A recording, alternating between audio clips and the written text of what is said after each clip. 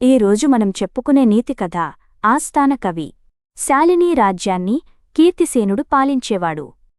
ఆయనకు కవిత్వమంటే చాలా ఇష్టం. బాగా కవితలు రాసినవారికి సన్మానాలు చేస్తుంటాడు. ఆయన దగ్గర భైరవభట్టు ఆస్థాన కవిగా ఉండేవాడు. అతను ఎంపిక చేసినవారికి మాత్రమే రాజు సన్మానం చేసేవాడు. కాని అతనికి విపరీతమైన గర్వముండేది. రాజు తన కవిత్వాన్ని మాత్రమే మెచ్చుకోవాలనే దుర్బుద్ధి కూడా ఉండేది. ఒకసారి పొరుగు రాజ్యానికి చెందిన కవి గురుపాదుడు శాలినీ రాజ్యానికి తన పాండిత్యం ప్రదర్శించడానికి వెళ్లాడు.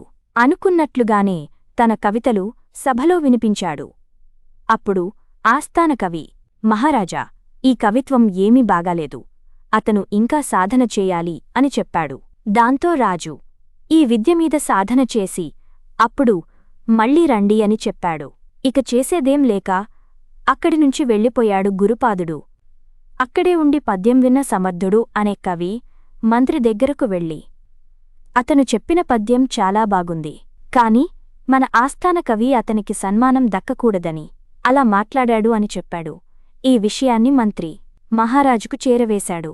వెంటనే మహారాజు గురుపాదుణ్ణి పిలిపించాడు. మళ్ళీ సభలో అతన్ని చూసిన భైరవభట్టు, మహారాజా, వద్దని చెప్పినా ఇతను మళ్ళీ వస్తున్నాడు. ముందు ఇక్కడ్నుంచి పంపించండి అన్నాడు. ఆ మాటలు విన్న మహారాజు, పంపించాల్సింది అతన్ని కాదు, నిన్ను. పాండిత్యం తెలిసిన వాళ్ళు నా కొలువులో ఉంటే కవులకు న్యాయం జరుగుతుందని నిన్ను ఆస్థాన కవిగా నియమించాను. కాని నువ్వు మాత్రం అన్యాయం చేయాలని చూశావు అని గద్దించాడు. మన్నించమని వేడుకున్నాడు.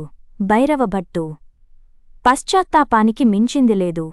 అందుకే నిన్ను క్షమించి వదిలేస్తున్నాను అన్నాడు. రాజు ఆ తర్వాత అందరూ కలిసి గురుపాదుని సన్మానించారు.